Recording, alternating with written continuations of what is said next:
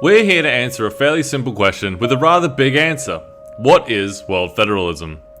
Forgive me the digression, but we're going to have to start a little further away than you're used to, but it will allow me to properly explain. Rather than working up from something small, we're going to start with something extremely big and work downwards. In the observable universe, they're estimated to be around a sextillion stars, which is 1 with 20 zeros, of which we in the solar system are but one of them. Even then, we are one planet of 8, sorry Pluto. We're actually one of the smaller ones too. Every other planet, from blazing Mercury to 350 degree acid rain Venus, from surfaceless Jupiter to impossibly cold Neptune, cold and irradiated Mars to unstable Io, has an atmosphere and an environment we'd enjoy far less than we do our little home of Earth. Earth is a blue jewel. It's remarkable as a home and incredibly friendly to our biology. Whether you ascribe religious reasoning to this or you believe we evolved to suit it, the answer is the same: we can't easily live elsewhere. Earth is amazing, and just looking at it from this far away instills a kind of yearning, a sense of being away from home. Earth is the home of humanity, a species breaking out of a primitive nature and discovering the universe for the first time. Humanity and Earth are intertwined, having spent so long in one another's company. On this planet, in a variety of modes and languages, human beings are born. They are young and excited, they endure adolescence, they fall in love, they work, they're afraid of scary things, they try to better themselves, they have families, they care for children, they want the best for their children and their futures, they grow old, and ultimately they pass away.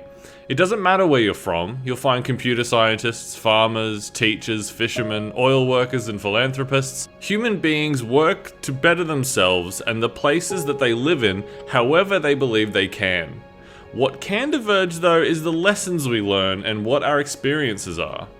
This planet and this species, however, are divided into 195 little tribes. If you look at newspaper headlines, concern about other tribes preoccupies a great deal of our attention.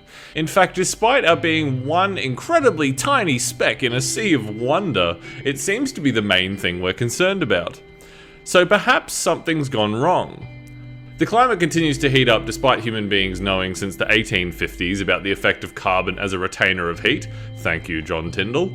We stand immobile as it continues to heat up, fueled primarily by concerns of competition. We arm ourselves with weapons that will destroy the tiny blue jewel we all need to survive, out of concerns of competition and what the others are doing. We fear the development of other countries and the economic challenges posed by a dominance lost in the West, and the developing world fears of a continuance of exploitation by wealthier nations of poorer ones. So much is skewed by competition, we're caught in a life or death struggle with ourselves. No one needs to divide and conquer us, as we've done it to ourselves. So again, perhaps something has gone wrong. These little tribes may have made sense when our technology and logistics prevented us from going further than our little areas, but now we travel the world in a day and have instantaneous communications. Production lines ignore borders, and wealth and commerce likewise. Seemingly everything about us has changed to suit our new capabilities, except one thing: our politics. Money and wealth ignore borders. They sit in the most profitable locations and funnel money creatively through the different nations to minimize taxation and maximize profits. Location is mainly decided on cost and labor availability.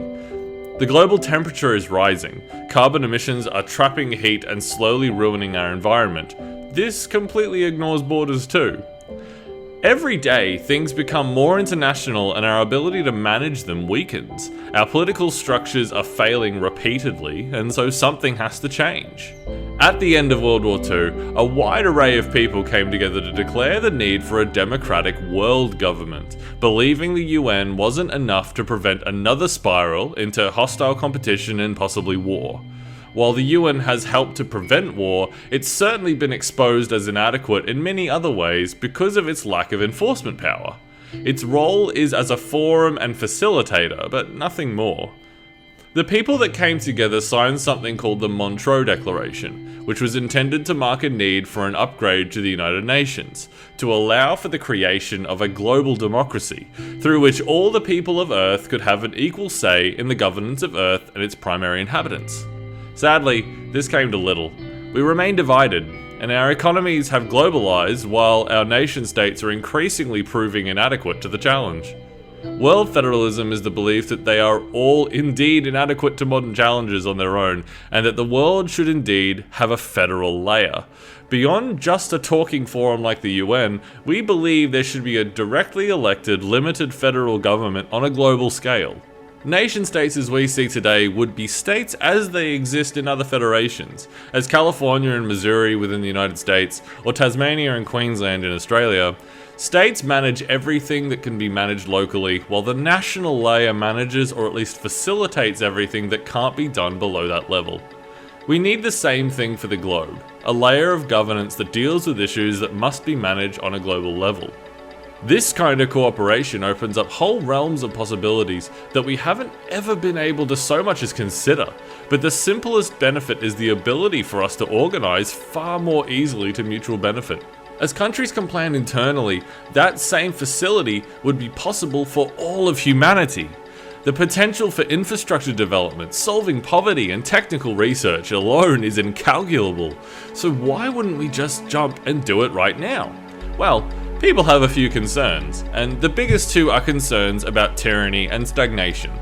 Wouldn't the world collapse into tyranny if we gave all the power to one body? After all, as the famous phrase goes, absolute power corrupts absolutely. Now, this is indeed a risk, and certainly if we were to pursue a unitary state where power is certainly centralized as it is in countries like China, you would be quite right to be concerned. However, the answer to this is in our ideology as Federalists. We believe that this is the case of handing up the minimum amount of authority required to the next level, not all of it. What kind of defenses would you have in place against corruption from encroaching? Well, as you can see in other functional federations, a constitution forms the basis of what a government can and can't legally do. And despite a plethora of conspiracy theories, a government disobeying its constitution can quickly be ousted by its upper and/or lower houses of government. You would incorporate extremely strong statements about transparency and human rights, as an example. You would also put in mandatory, elaborate anti-corruption agencies with wide-ranging powers. Probably the most powerful anti-corruption agency you can possibly imagine is maybe something like what we would put in place. It's interesting to note that almost every instances in history where countries have become tyrannical, it's been due to paranoia about outside actors that can't be handled by internal policing systems. Something that would no longer be the case in a world federation.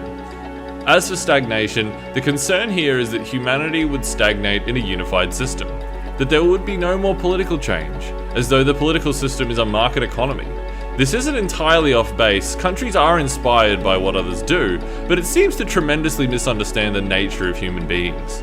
In a world of advanced technology, and at the world at our fingertips, humans are still born into the system, and we still have our own ideas. Humans are naturally inquisitive and curious, and if we see failings, we will endeavour to solve them, which is why the World Federalists are here today at all. Think of the Americans.